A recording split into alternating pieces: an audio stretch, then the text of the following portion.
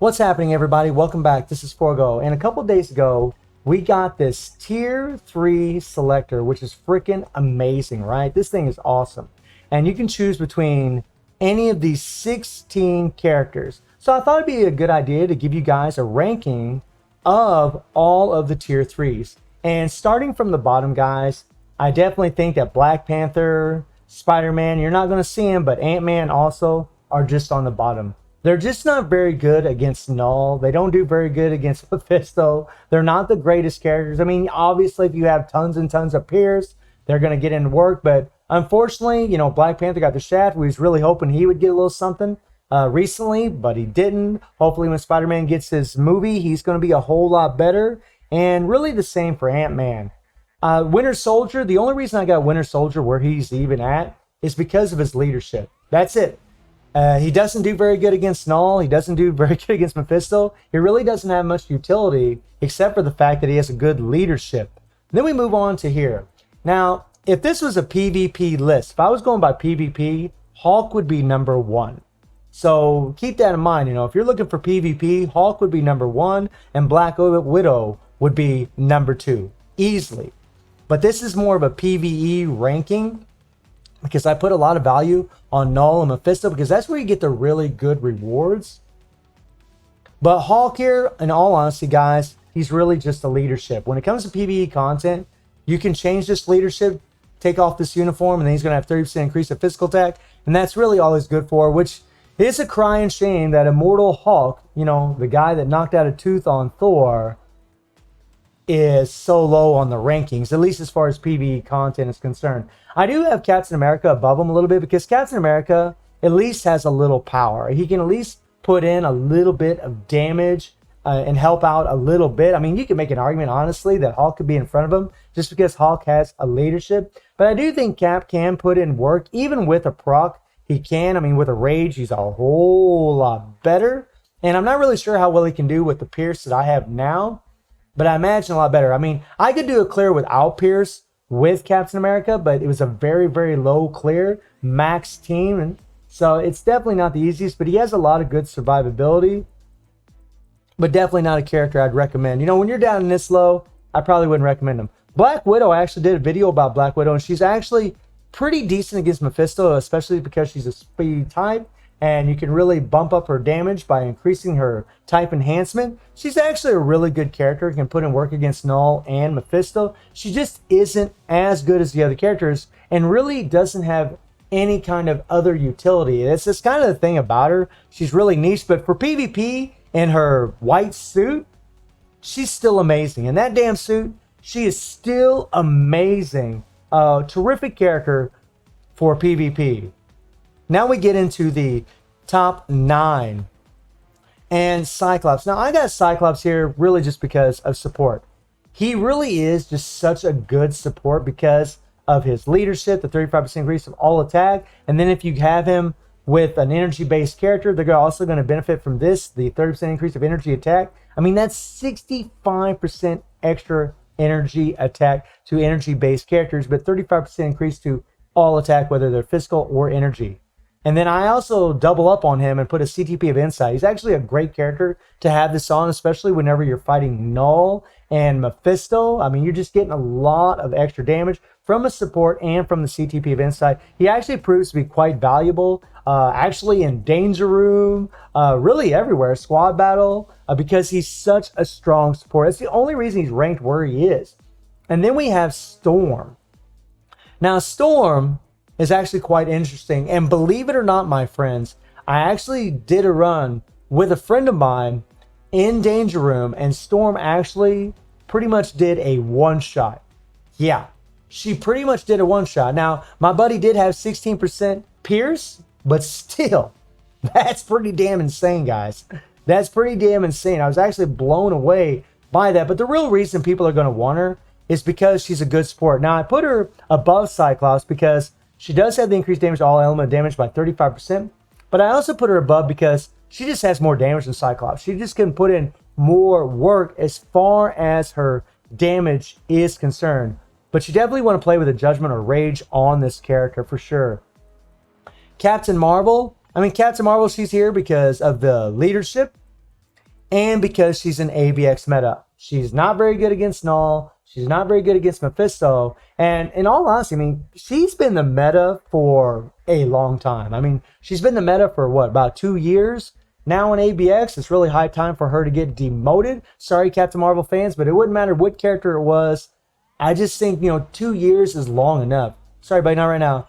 We want some change. But currently, she still is the ABX meta, and she does have a good leadership. And actually, her and Moonstone have a great team up. They can do tons of damage whenever you hit the co-op skill. So that's why I have her ranked at number 7.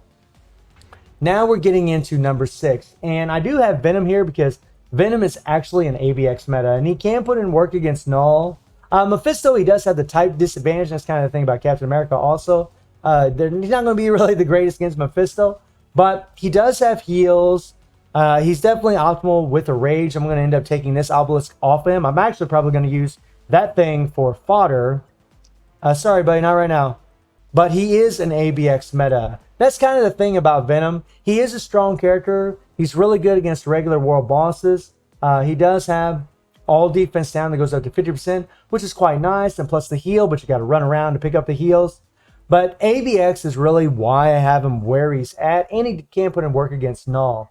Then we got Thor. Now, Thor is actually quite strong. He's actually a really good character, can definitely put in work. And if you end up getting, 10% pierce or more, a judgment's definitely going to be better on this guy, especially from all the feedback that I've gotten from other players and my alliance members. I currently run a rage on him now because I have 6% pierce, so the rage is still doing more damage. But Thor actually can put in quite a bit of work. He's a pretty strong character, but he really doesn't have any utility. I mean, it's just that his thing is really just going to be against Null, and he can do well against Mephisto. He does have a nice heal on his 4th skill. He's got the crit rate buffs. It does on a long cooldown, but in all honesty, if you know how to play Thor, he can actually do really, really well. Now, I do have Black Bolt above Thor because Black Bolt has a self-buffing leadership. That is massive. He also has damage accumulation, right? And so does Thor. But he also has a crazy increased 40% of all attack, and he is optimal with the rage. I just think that Black Bolt generally hits harder than Thor. I think he's a lot easier to play. I think he's more proc friendly, and because of the self-buffing leadership, that's why I put him above Thor. And then we get to the top 3. And Iron Man, guys. I mean, Iron Man is in the top 3. Yeah, he's in the top 3, which is insane. I'm going to explain why Sharon Rogers is actually above him. But Iron Man is godly, my friends. He's so freaking insane. And he actually can play well with the proc. Now, Rage is definitely better. And this is the thing about Iron Man and really why he's below Sharon Rogers. Iron Man with a proc can play well. He is pretty proc friendly, but sometimes the proc can get off. You'll find sometimes when you're doing your tier 3 that you can't quite go into the skill, and sometimes the proc will trigger before you hit your tier 3, and that you don't want. That damage accumulation is on the tier 3. You want the proc to land on that tier 3, or while you're doing the tier 3 and you're going to other skills, you want that accumulation to be up while you're doing your proc on a skill. So the rage is optimal for him. It is better. His damage will go up because of it, but he still does play very well with a proc. Also, the thing about this guy is whenever you get characters down to 30% HP, their bar, he's going to get 200% extra damage. So his damage, like at first when you're playing with him, he does really good damage, but towards the end when the HP is down to 30%, his damage just skyrockets. It's just like poop, poop, poop, poop, poop, poop. Like the bars just start melting. And he's absolutely ridiculous because of it. Because of his ease of play, because of his damage, because of the uniform effect. That's why he's in 3rd place. The reason I have Sharon Rogers above her, I don't think I really need to go into why Sharon Rogers is number 2. But the reason I put her above Tony is mainly because she's just easier to play with a proc. That's just the truth of it, guys. She just is. I mean, she's as simple as hitting her 3rd skill, hitting her 5th skill, getting the crit rate buff, right, and the heal, and just waiting around, taking a little damage, and then going into the 4th skill. And then whenever tier 3 is ready to go, you can literally cancel the 3 into the 5 wait a little bit, and then hit your tier 3, and you'll get the automatic accumulation on the tier 3, which is insane. She's just easier to play when it comes to playing with a proc. That's the only reason I really put her above Iron Man. And then it's Ghost Rider. Now, some people may argue about this, they may not, but here's the thing about Ghost Rider. It's his utility. Ghost Rider's #1 in squad battle. Ghost Rider's #1 in ABX. Ghost Rider's insane in the danger rooms, especially when you're facing villains. Ghost Rider's insane against Master Mold, against GBR. He's just freaking insanely strong, right? And the thing about him is he's a little bit versatile where you can actually play with a Judgment and a Rage. And if you have a Judgment or a Reforged Judgment, something I didn't really touch on throughout this video too much, his damage just skyrockets, guys. He really is an insane character, especially because he's at a universal. With a Reforged CTP, his damage is going to skyrocket because it actually enhances your type enhancement more or less. You're going to do more damage to combat, blast, and speed. That is crazy, my friends, which makes him even better for Danger Room, which makes him even better for Mephisto. Just craziness, guys. So strong with his buffs, with all this extra damage to supervillains. I mean, it's just nuts the way he's designed, the 100% or dodge. He's also absolutely insane in the dispatch mission. That's something else, guys. Like, this dude is freaking nuts in the dispatch mission. He's just good everywhere. I think his utility is through the roof, and his damage is absolutely insane. I don't think he's easier to play than Iron Man and Sharon Rogers. I just think because of his damage and because of his utility, I have to put him at #1. I have to. He's just that damn good. Now, you might be asking yourself, who am I going to tier 3? Well, I was pondering on Venom. I really was thinking about Venom because, you know, I am pretty ABX focused player. But the thing is, I love playing with Moon Knight. And I do have a plan as far as tier 3ing Venom in the future. I do have a plan, my friends. And because of this super, super generous donation that I got on my live stream last night, shout out to you, Jusui. Thank you so much. I'm going to go ahead and tier 3 Storm. And this was the other character I was actually pondering on.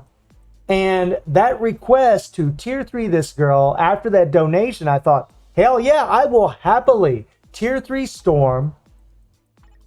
Happily. I was thinking about this anyway, so that's exactly what we're going to do right now. Where you at, girl? Here we go, guys. And this is going to be amazing because we're going to get this extra support. Hey, beautiful. Oh, yeah. Hell yeah. So I'll probably be doing a video about Storm. I got to level her up. I got to get her jacked up a little bit. Right now, I don't have nothing on her. As you can see, I haven't really done much to her. But I'm going to jack her up, level her up quite a bit, build her up, and see what she can really do, at least on my account.